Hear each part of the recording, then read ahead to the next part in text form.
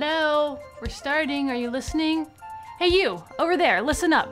You may not want to, but you'll be glad if you do. Okay, what you're about to watch, this program, is about getting middle school students, that's you all right, to follow an important state law. And it's also about keeping you uninjured and in one piece. Right now, most schools, students, and parents are unaware of this law. And they're also unaware of how much safer it is to wear a helmet. Real risks you can face from not wearing one include expensive tickets and even serious injury.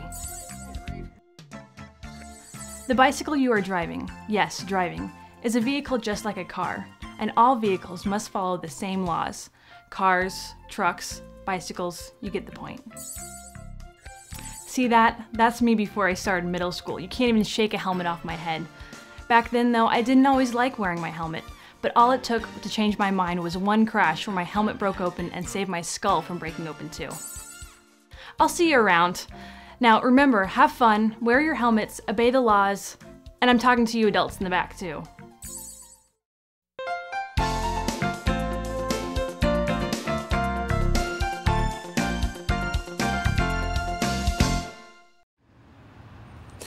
Well, the helmet awareness program has been very beneficial. It's allowed us to really focus on student safety, using data, getting kids involved, looking at what's safe, what's unsafe, encouraging them through announcements and showing what the results are. And we can look at our results this year, and we've had less tickets for students not wearing their helmets as in past years. So the kids are aware of why it's important, that if they don't wear their helmet they could be hurt in a worse way, and also they can receive a ticket that's pretty expensive.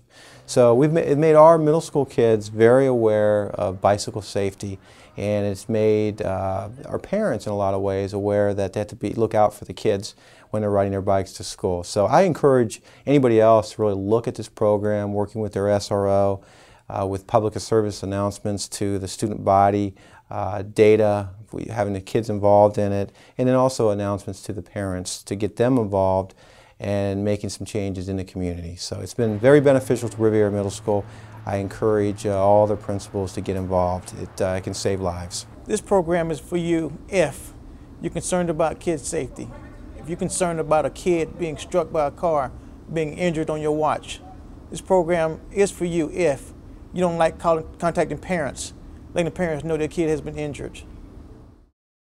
If you take on this program, you need to be aware that kids will try to avoid you. Kids will try to pacify you by putting their helmets on in front of you and then riding through the neighborhood and taking the helmets off. The kids need to be aware that you are more than just standing around. They need to be aware that you will be around the neighborhood some distance away. If you can do that, let the kids will know that they are doing it for themselves and not just to pacify you. This program is for you if you can sincerely have kids work with you. If you can have kids who are sincere in doing the program. You got to have some kids who are self-motivated, who can go out there when you're not there, who will leave class early not to skip, but to go out and do the survey. This program will work. It's fun. When the kids come back at the end and they get to have a party to celebrate, to enjoy getting prizes, knowing that they did the right thing.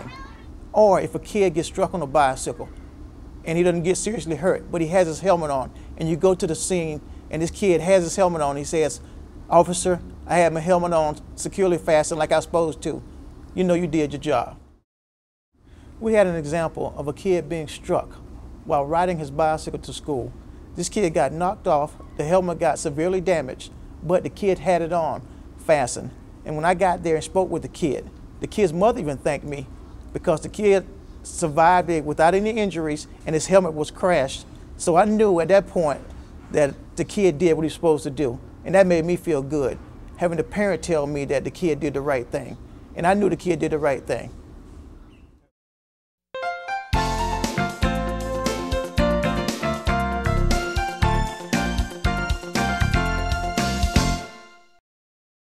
The purpose of the program is to increase bicycle helmet use in middle school kids. These kids have the worst safety record. They're the ones who get hurt the most. All the stats bear this out in Florida and nationally. So they're the ones we've got to get to wear the helmets and get them to wear them properly. Many of them don't. I've been to schools where we see 3% helmet use in these middle school kids.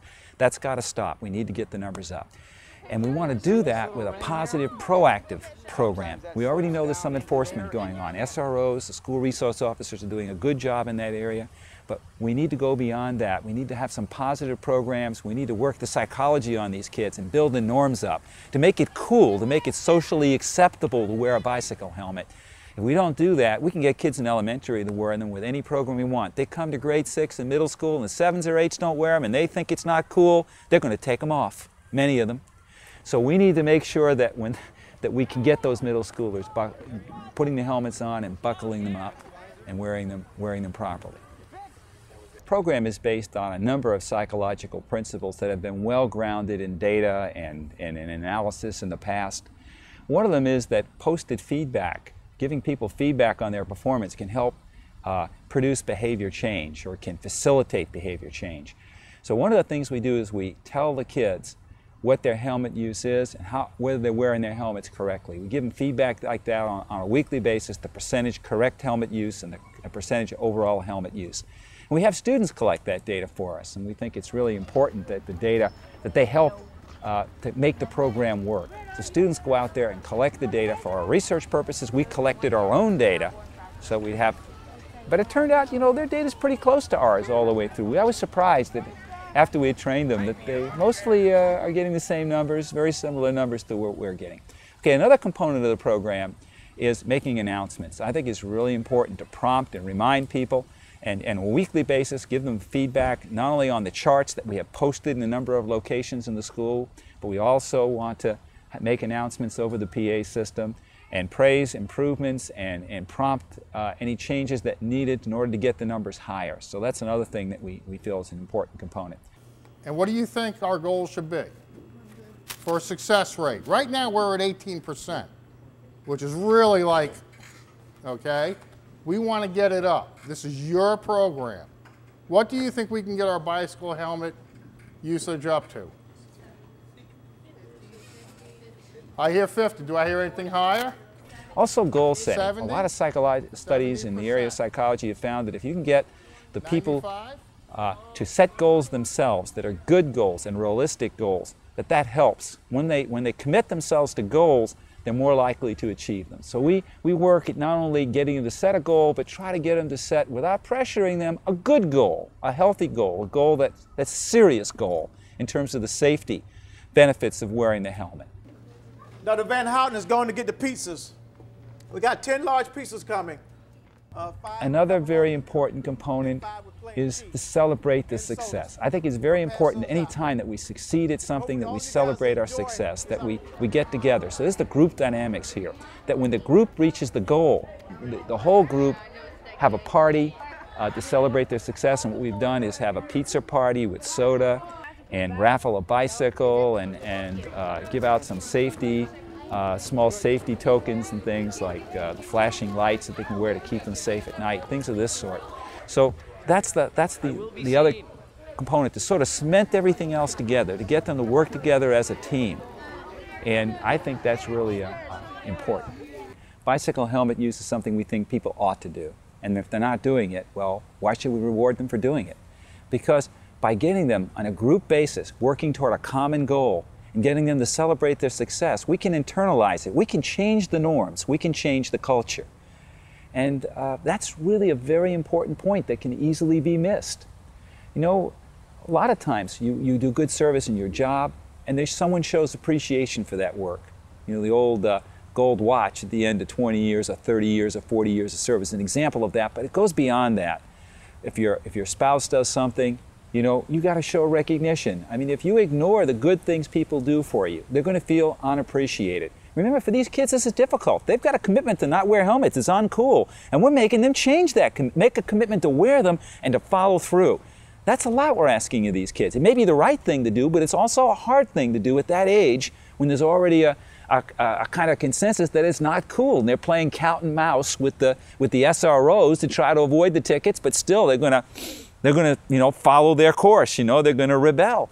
And we got to make them want to do this. And I think, by the recognition we give them, this is a positive reinforcement. This is one way to internalize that change. The reinforcement program alone, although very powerful, as powerful as enforcement. It got levels alone that you got with enforcement, very heavy enforcement levels. It's not good enough on its own to get you where you want to go. So enforcement alone doesn't seem to do the job, and this program alone doesn't seem to do the job. The winning ticket is the combination of these two programs. When you put these two together, you get the levels that you're looking for, the levels that are going to keep these kids safe.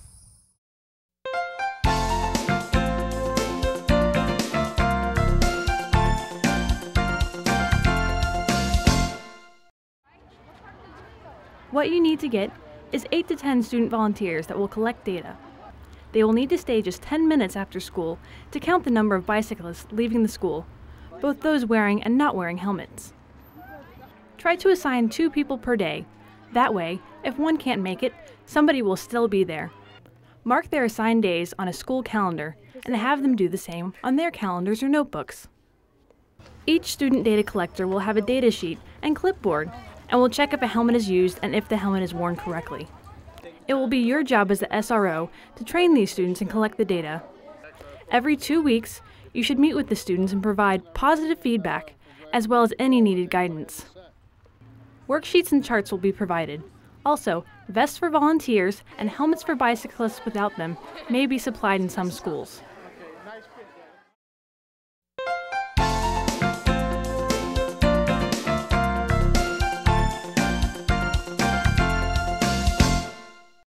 A lot of the team takes a lot of pride in the work that they do. They make sure they are out here on time, so when the bicycle riders do come out to go home, they are standing outside already. And as soon as they finish their tallies, they are bringing their sheets to me, ready for another sheet, ready for the next day. The team is developed through various procedures. We get with the staff, the principal, teachers, and they compile a list of students with number 1, good grades, number 2, however, any discipline issues, number 3, those that have a very good grasp for math and science. The kids or the graders that are involved with this program, they are very happy with it. They enjoy it. It gives them an opportunity to interact with some of their students or some of their fellow students that they have never interacted with. And this is a positive point. Also, you have a lot of kids that once was an adversary because they received tickets or had their bicycles taken because they failed to wear their helmets. Now they have become friends because they see what the law is trying to do. The law is only trying to help and protect them and not hurt them.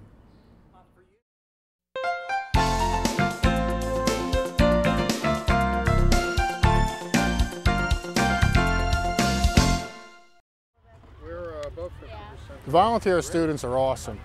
We put the word out on this. We look for specific students who do well in school and who are motivated for this. These students also, some of them themselves are bike riders or they're walkers to and from school. So they have seen their fellow students out and about on the road in transit to and from school, and they do realize the important aspects of this program with the overall safety of their fellow students in mind.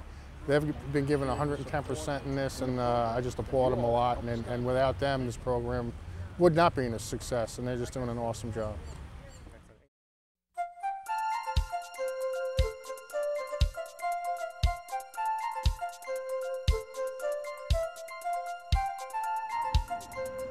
So here are a few quick tips to keep in mind when you're collecting data. There he goes. The first thing you'll be looking for is whether or not helmets are being used. Circle yes for people who put on helmets while in view. Circle no for those who don't have a helmet to wear while riding, or if they have one but don't put it on. Here's the challenging part. You'll need to judge whether the helmet is worn correctly on each person that you circled yes for. Circle not buckled if the strap isn't buckled or if the strap is too loose. because it won't hold the helmet in place in a crash. Here's an example of how the helmet should be. And check that each person's helmet is level. If it's too far up or down in the front, circle not level. If they're wearing their helmet correctly, buckled and level, just circle yes.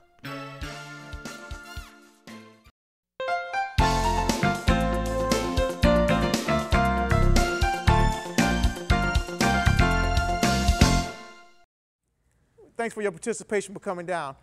You guys are the core group who's been riding bicycles. We've been watching you all on a daily basis, most cases, and we want to thank you all for participating and wearing your helmets. I know some of you sometimes not wearing your helmets properly, but what we've been doing is keeping stats. And I've been giving information that you guys, our school is one of the higher schools in participation in wearing the helmets. Some of you, I had to get on a few of you all. And what I want to say is, it's not about me. I know I'm aggravating. I know I'm out there, you guys think I'm like a hawk trying to catch people not wearing their helmets. But it's for bike safety. We've had kids that have been hit on their bicycles, fallen off, and their helmets have crashed. And with our numbers up at about 91%, and that is real good, 91% wearing their helmets. They got other schools, there's only 2 or 3%, or 8% not wearing the helmets. And that has to go with a lot of people following directions. Some kids don't follow directions, and our school is following directions. So I want to thank you all for doing that. Now, what we ask is that you guys keep up the good work. I will be out and around the neighborhoods, all along 4th Street. I will be out on foot, as some of you know. Right, Haley? And I ask that you participate and continue to wear your helmets. End of the year, we're going to have a bicycle riding pizza party. We did this last year. We gave out a bicycle and some other prizes. And that's one of the good things. One of the bad things is, if you don't do the right thing, what can happen? Tickets. Can I get an amen? All right, work with me. Work with me on that. Keep wearing your helmets. Fasten them securely to your head, because you can't get a ticket if it's just on your head and it's not properly fastened. It has been a positive experience. I would come in early at times and I would write citations, or I would take away their bicycles, and which caused a problem with their parents. Now that we have this program, I don't write as many citations, I don't take half as many bicycles, and I don't have half the problems with the parents that I had once I was taking the bicycles and writing the citations.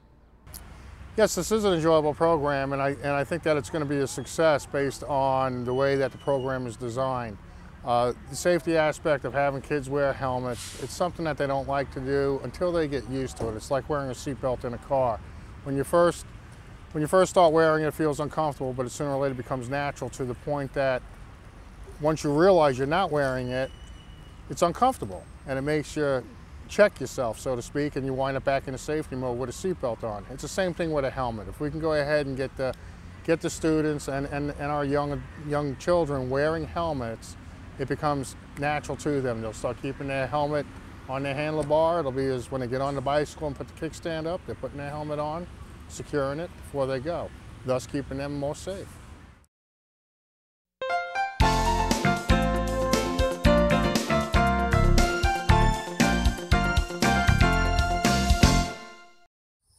What's in it for the SRO is a very important question. Obviously, the SRO is very concerned about helmet use. I mean, it's a law enforcement issue, it's a safety issue. We care about our kids. We want to have them buckle up, we want to have them wear their helmets. So that's something that's in it there. It can work. But you know, it's a positive program combined with enforcement is the best balance that we can have. You know, it's like a parent, a loving parent. It isn't just that you have to discipline when somebody does something wrong, but you got to be there to recognize when they do it right. And I think this is a way of internalizing or externalizing that positive reinforcement into the program. So you're seen as fair and really concerned about their safety and about them, rather than it being a power thing strictly. And I think that's more likely to get their respect and their buy-in. So I think it can build a relationship as well when you run a positive program of this sort. they'll see that you can do what needs to be done in terms of the enforcement, but also that you can also give them the recognition they deserve when they earn it.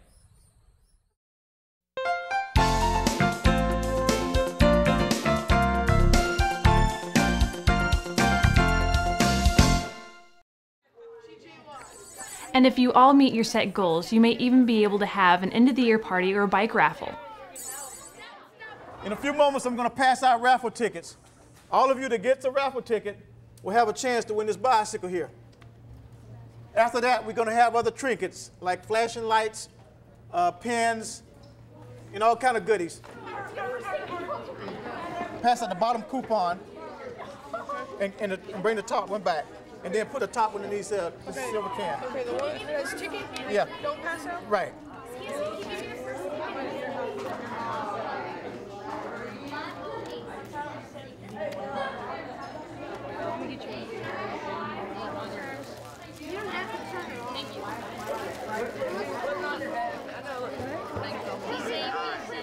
All right, here we go. Let me shake it up.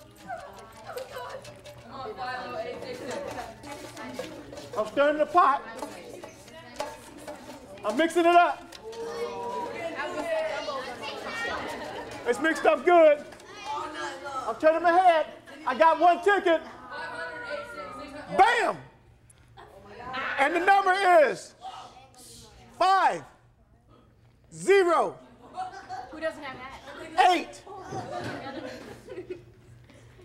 7, 0.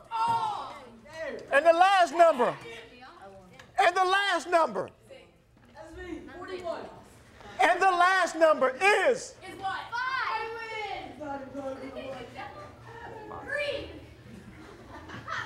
7.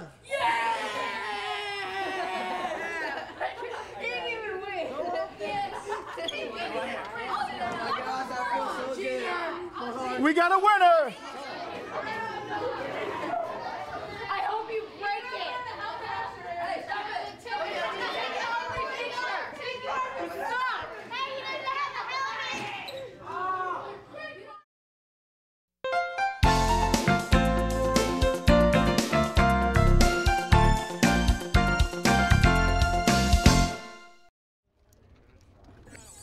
Hello, it's me again. If your helmet doesn't fit, it won't save your head from injury, so here's how to make it fit. And remember, you can still get a ticket if it isn't strapped or doesn't fit properly.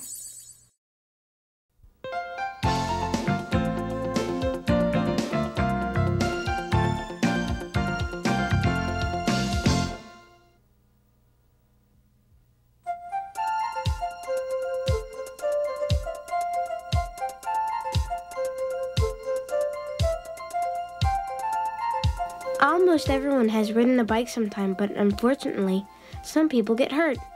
Sometimes they get hurt really bad, but it doesn't have to happen to you. Most of the bad injuries can be stopped by using a really neat thing, a bicycle helmet. It's like a seatbelt for your head.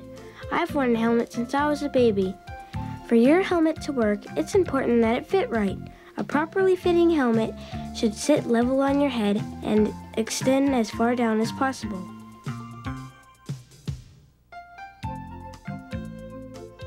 No more than 2 finger widths above your eyebrows. A snug fit is important, so be sure the helmet is the smallest size that fits your head comfortably. The helmet that fits your head today will probably still fit for 2 or 3 years. Helmets vary from manufacturer to manufacturer, but most have 5 basic elements. The shell, which is usually made from stiff polystyrene, sizing pads, a front strap, rear strap, and a chin strap that includes the buckle. Making adjustments in these elements will provide a correct fit.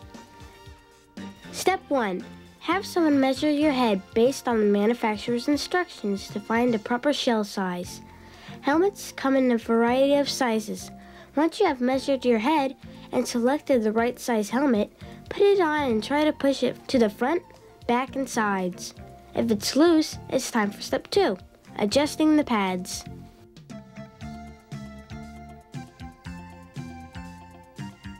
Most helmets come with an assortment of foam pads which can be inserted to give your helmet a custom fit.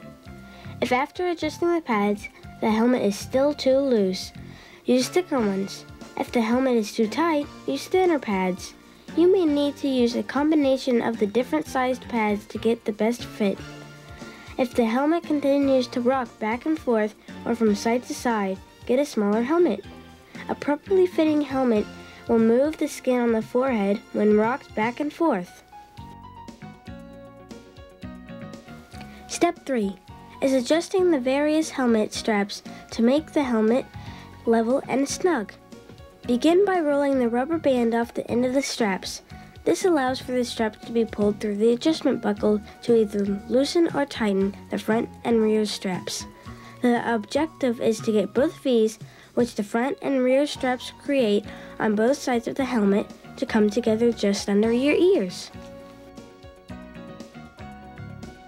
To loosen the straps, push them through the adjustment buckle, pull the slack out and reinsert the rubber band over the straps. The ends of the straps will now be shorter.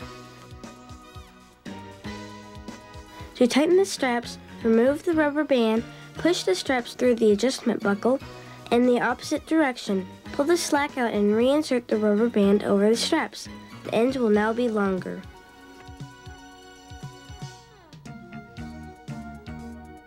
As you try the helmet on for a fit, be sure to keep it level across your forehead, 2 fingers above the eyebrow. The front strap should appear to be vertical. The strap in the back of the helmet should lie straight, a little below the ear and without any slack. The strap should meet in a V just below the front of the ears. When buckling the chin strap, make sure all the straps are equally tight.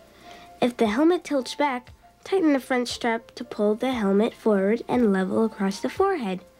You may have to loosen the rear strap. If the helmet tilts forward, adjust the rear strap. This may require loosening the helmet's front strap. If the straps are adjusted correctly, the helmet should only be able to move about an inch when the helmet is pushed from front to back. Step 4 is to test the fit of the helmet. Now shake your head up and down and from side to side. At this point, if the helmet still moves, it's time for step 5. Fine-tuning the fit of the helmet. First, try using thicker or thinner pads. The helmet should not roll back or forward or from side to side. If it does, tighten the straps. The chin strap should feel tight when you open your mouth. Another way to test for an accurate fit is to place one finger between the closed jaw and the chin strap. A helmet that fits well will just allow for one finger between the two. Now that you have a properly fitting helmet, you need to practice buckling and unbuckling the helmet until it becomes easy and natural. As you grow, continue to check the fit of your helmet to ensure it's not too tight. If it is, remove the thick pads and replace them with thin pads and loosen the straps. If it's still too snug, it's time to reinvest in a new, life-saving bicycle helmet. Remember, it's easy to fit your helmet by following these 5 easy steps. Step 1. Measure your head to find the right size helmet shell. Step 2. Adjust the helmet for a custom fit by attaching the various size pads as needed to the crown, front, back, and sides of the helmet. Step 3. Adjust the front, rear, and chin straps. If the straps are adjusted correctly, the chin strap should feel tight when you open your mouth, and the helmet will only be removable by unbuckling the strap. Step 4. Test the fit of the helmet by shaking your head up and down and from side to side. Step 5. Fine-tune the fit of the helmet. Based on steps 1 through 4, fine-tune the fit of the helmet by adding thicker or thinner pads as needed and tightening or loosening the straps. Riding a bicycle is an exciting and meaningful part of our development. And knowing you're safe on the road is important for you and your parents. Whether you ride around the driveway or down the street, a helmet, adjusted for a snug fit, should be worn on every ride. That's it. It's easy to figure out, and if you can't, ask the SRO or a friend to help you fit your helmet correctly. No worries.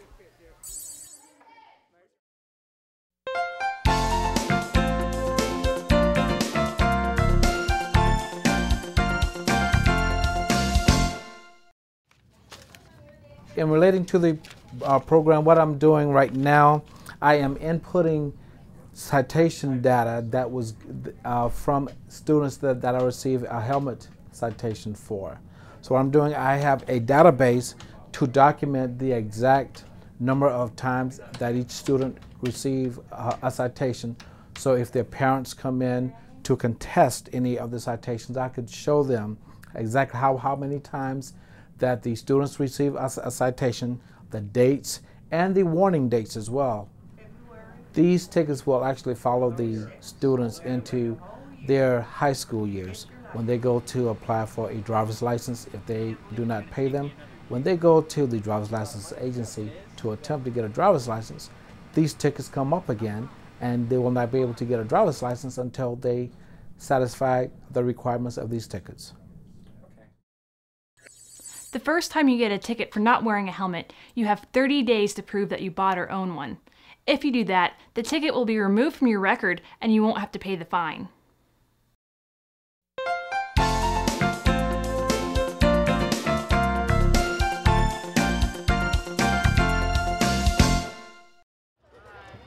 Three middle schools piloted the program.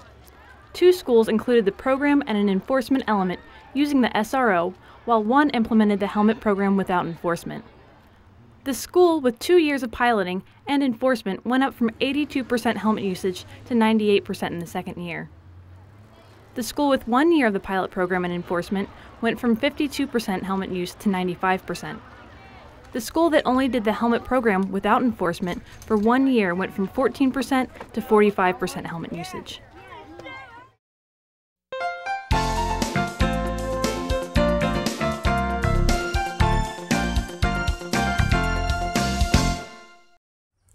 Okay, it's hard to be proactive in a reactive environment. And I appreciate that SROs have an awful lot on their plate these days. And a lot of things come up all of a sudden that require your attention. This is a program, though, that'll fly pretty much, with a little bit of attention here and there, it'll fly pretty much. You can reschedule things. You know, it's not critical. If a few things are missed here and there, and that's typically what happens, the program will still work. It'll still bring you pretty good results. You don't have to have perfect fidelity. But when you think of it, and you can get those announcements off on the PA on Monday morning, and you can get the numbers changed on the charts, and meet with those students who are collecting the data and give them a pat on the back and remind them how important it is that they stay reliable on what they're doing. Oh, by the way, I didn't mention this, but there's a certificate that goes out for community service hours, which we give to all the kids who participate, and you'll get the information you need as part of your kit on that. You supply us with the names and we'll supply the certificates. And this can be helpful to those kids who want to go on. Sometimes we pick kids who are honors students to help out, and it's really valuable to them. But we don't limit ourselves to that. Any student who really wants to make a difference and is interested, we allow them to help out and be part of the program. But they've got to be serious about it. If they're not serious, at your discretion, you can remove them from the team. Some of the tips that I found that worked for me: do something different. Don't let the kids know you have a set time to check on them. I go out in the morning before school. I ride through the neighborhood, as I said before. Also after school. Sometimes I walk away from the school. I might have my car one day. I might be hiding out. I like to be very proactive. And the kids see me out on foot, they don't know where I'm going to be. So if you can be a little different with your tactics, so the kid won't have any idea when you're going to show up, that works for them also. They know that you're out there doing something and they don't know the exact time. It works real well.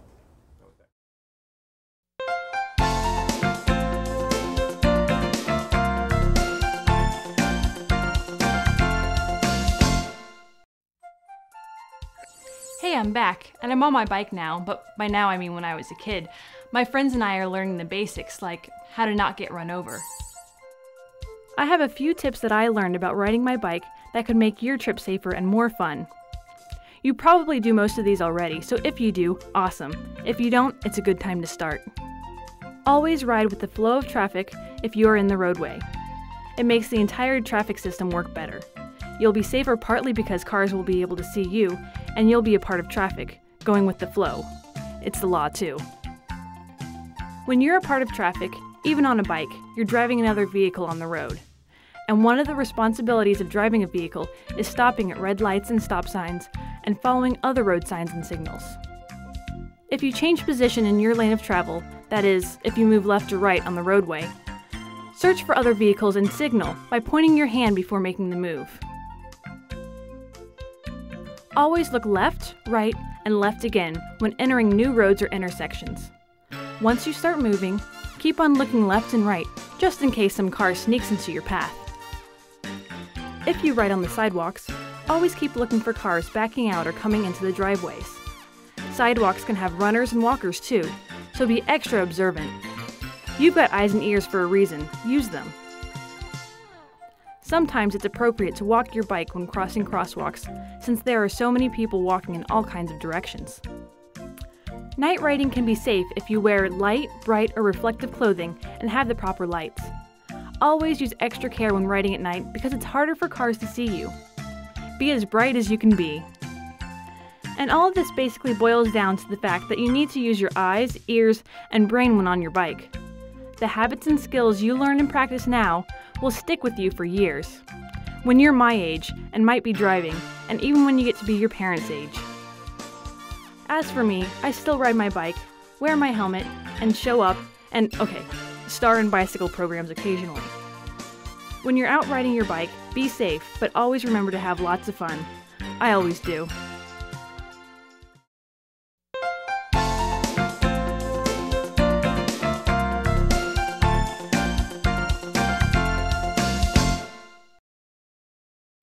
You know that girl from the Helmet Fit video? That was me, years ago. I still wear my helmet and ride my bike because it's less expensive than a car, keeps me in shape, and it's just fun. I realize that my friends and I wear our helmets because it's the smart thing to do. Whether or not some of our other friends think it's not very cool, it's much cooler than being in the hospital. Helmets crush and absorb the impact from a crash so your head doesn't have to. Better your helmet than your head, right?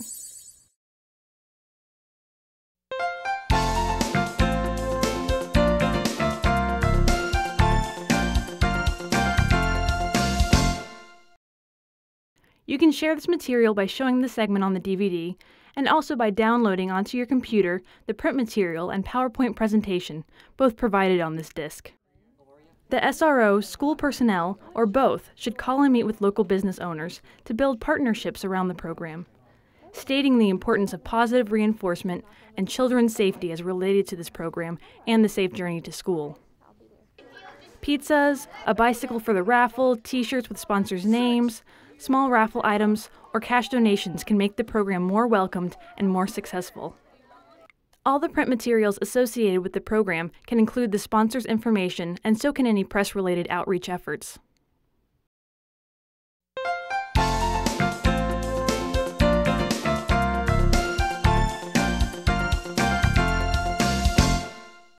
When you're in a car or on a bus, you have to depend on that person to be there on time and get you there on time. But if you ride a bike, you don't have to. The bus was terrible because it was so loud and we had to be quiet all the time.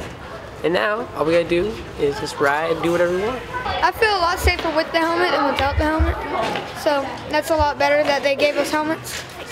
If there's like an accident or something and then I accidentally run into like a car or something, that I won't my head won't get busted or anything, and I'll be okay. I would say you can leave whenever you want, because some people they have to leave with their mom to get to school. You get to just ride your bike, and some people don't get to have that chance because they're always cooped up inside playing video games or something like that. But if you ride your bike to school, you can get there whenever you want, which could make school fun because you could get more sleep. Well, since I've been riding my bike, I don't have to worry about getting up and stressing in the morning, getting everything ready. So I'm always here really early, and I get to hang out at the library or practice my instrument with my friends, and that's really fun.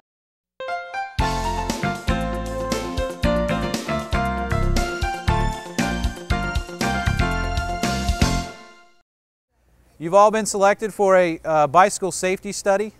And what we're doing, four schools in this county have been selected. Westwood, of course. We're going against Fort Clark. We're going against Kanapahall Middle School and Howard Bishop. You know that we have a long history with Howard Bishop with basketball, and Lincoln's not even been picked, so that's good. We want to beat them in this study. You guys have been selected. We're going to give you these helmets, and we did these skateboard helmets because I figured these would be the most popular. Is that all right with you guys? Sounds good? Sir, they're the all right, best helmet. good. We're going to put stickers on them. What we've been doing secretly, Miss Williams has been counting how many people have been riding wearing their helmets, who's wearing them properly, and we've been doing this for how many weeks now? About 2 or 3 weeks. So I don't know if you've seen her standing out there, but and we've had a couple of students helping us too. Now we're going to actually start the study. Like I said, everybody's going to get a helmet. What we're going to ask you to do, we're going to give you a permission slip to take home to your parents. Not really a permission slip, just kind of a thing that tells them, hey, look, you guys have been selected because you're our bike riders and we care about you. We want to make sure that you're going to be safe. And I'll just give you guys a couple of facts. Bike riding among 10 to 14-year-old males is one of the most frequent causes of injury-related deaths. More children are injured while riding bicycles than any other consumer product except the car. Each year, 500,000 bicycle-related injuries are treated in hospital emergency rooms, and bicycle-related fatalities have reached as high as 1,000. So what does that mean to you guys? How many of you are wearing a helmet right now? Well, obviously not right now, but when you're riding your bike to school now as a practice. Oh, yeah, Okay, what was our percentage? it was around 50. We had about 50 to 60%, which is very good. So that means over half of you guys are wearing your helmets on a regular basis. Our goal is to get you guys to wear, everybody that's riding a bicycle to this school, to wear their helmets, and not just in school, but all over the neighborhoods too. Wear your helmets at all times. And some incentives for you guys to do that, we actually have little citations. So if I see you, I'm going to pull you over in my cop car. I'll use my lights and sirens if you want to. And I'm going to pull you over and I'm going to write you a positive citation. You get a little sticker that's going to go on the back of your helmet that says you were cited. And we're going to have different prizes and stuff like that. No cash, of course. That all goes to me.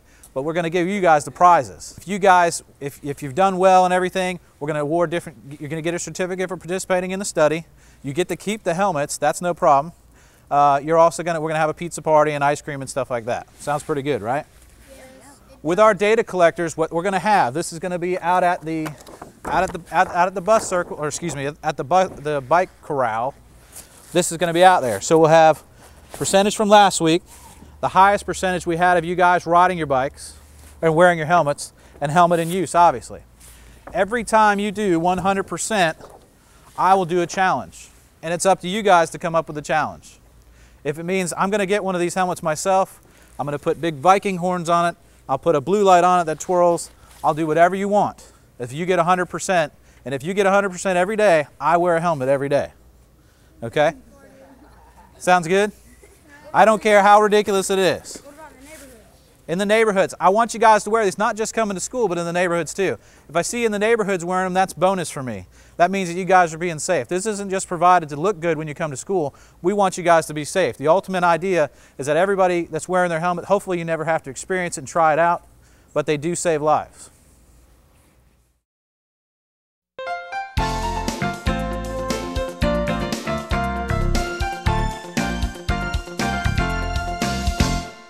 The program is about trying to encourage more kids to wear the helmets for when they're on their bicycles going home and coming to school.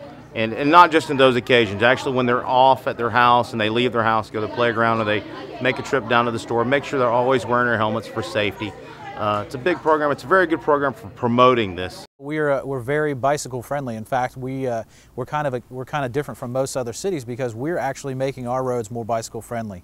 Our downtown, for instance, our main street has been narrowed from 4 lanes to 2 lanes to offer more biking and more economic ways to travel. I think with the kids and the parents getting out, with the economic times and the change, folks want to get on their bicycles and ride. And with the kids getting the helmets, you know, it's no cost to them. It's going to encourage them. I know their friends are going to see them and want them.